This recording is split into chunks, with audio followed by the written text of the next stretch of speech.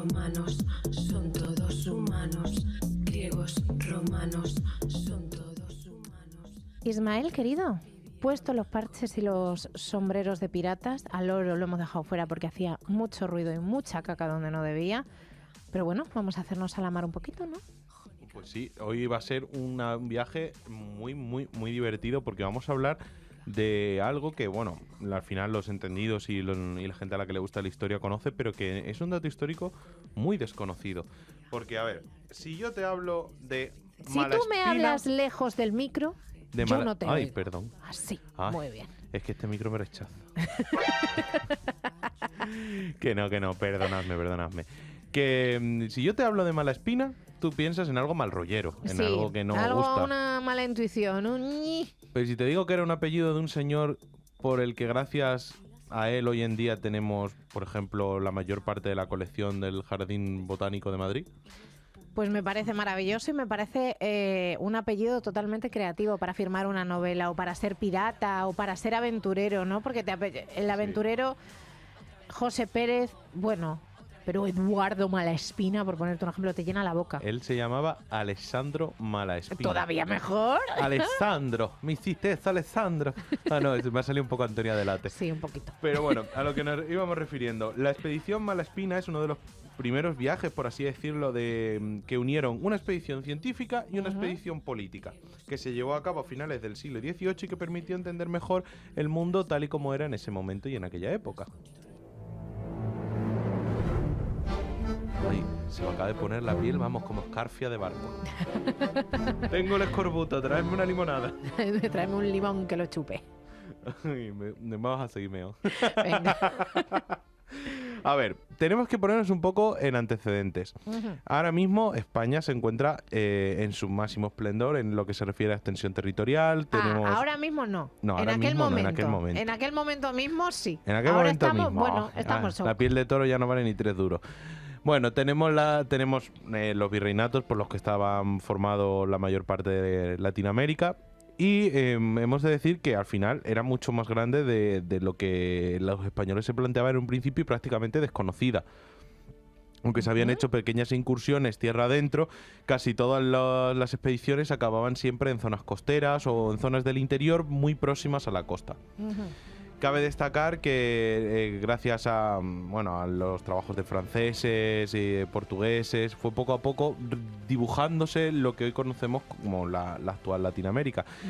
Hasta que deciden, pues mira, tenemos en septiembre de 1788, estando en una de las islas de la Bahía de Cádiz, que se llama la Isla de León, nos encontramos a dos señores, a los capitanes de fragata Alejandro Malaspina, un hijo de un noble italiano que en aquella época el Gran Ducado de Toscana, que era de donde él era, pertenecía a la corona española, y José Bustamante y Guerra. Ojo, de Bustamante y Guerra también, poderoso apellido para firmar grafitis, como poco. Sí, bueno, tienes por un lado cantante y por otro lado un político, un poquito de todo.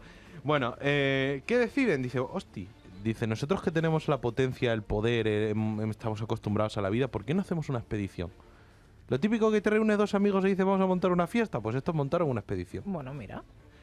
Y dijeron, bueno, ¿a dónde lo hacemos? No lo van a hacer a San Lucas de Barrameda, que lo tenían ahí a 50 kilómetros. Eso no era reto ninguno. Vamos a intentar circunnavegar todo el territorio conocido e investigar qué es lo que hay.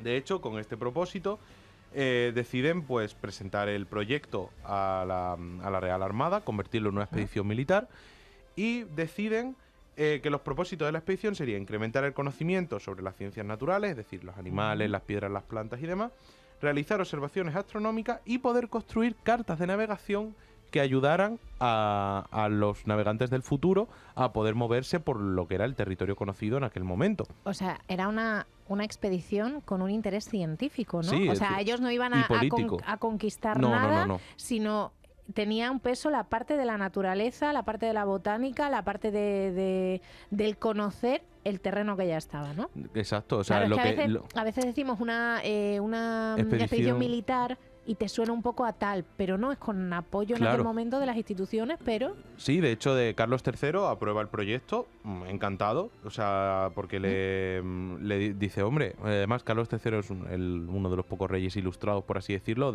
todo lo que sea aumentar el conocimiento es importante. De hecho, sería una de las últimas decisiones que tomara antes de fallecer, porque fallecería 2 meses después de haber dado el permiso para realizar este viaje. Por ello, deciden pues fletar 2 corbetas, la Atrevida y la Descubierta. anda. Míralas las dos. Qué pisperetas ellas. Muy corbeta. Bueno, pues se zarparon de Cádiz el 30 de julio de 1789, llevando a la florinata de los mejores científicos del momento, tanto españoles como extranjeros.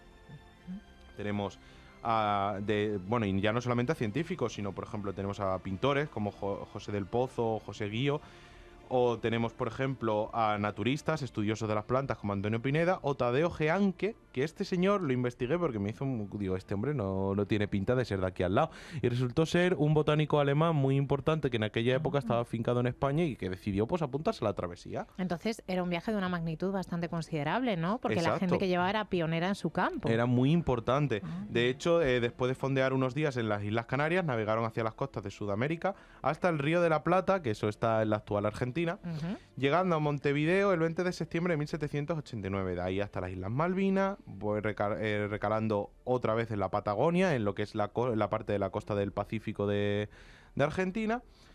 Y por ahí doblaron por el Cabo de Hornos, pasaron al Pacífico, exploraron la costa, entraron en bastantes islas, luego también en lo que sería la actual Chile, también hicieron por allí un viaje, hasta finalmente alcanzar Panamá y con ello Acapulco en abril de 1791. Al llegar allí recibieron por encargo de Carlos IV encontrar un paso al noroeste que suponía unir tanto el Pacífico como el Atlántico. De hecho, Malaspina quería visitar Hawái, pero siguió las órdenes del rey y siguió viajando hasta llegar a Alaska, donde se convencieron de que no existía tal paso y decide volver a Acapulco y con ello a establecer un puesto en lo que hoy se conoce como Nootka, que es en la isla de Vancouver, y desde ahí ya preparar el inicio del regreso de dicho viaje. ¿Y cuánto podía tardar un viaje de esta magnitud? Pues creo recordar, si no me equivoco, que fueron 5 o 6 años lo que estuvieron navegando. Amiguita. Teniendo en cuenta que se tardaba aproximadamente, creo recordar, que 1 mes y medio, 2 meses en cruzar el Atlántico en aquel momento.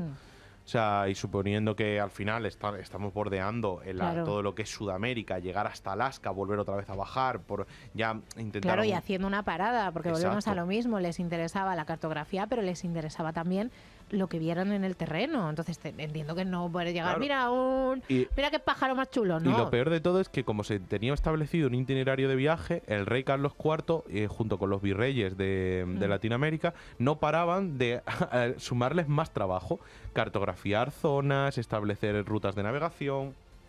Total, que al final fue un sucesivo machaque que dura desde 1789 hasta 1795.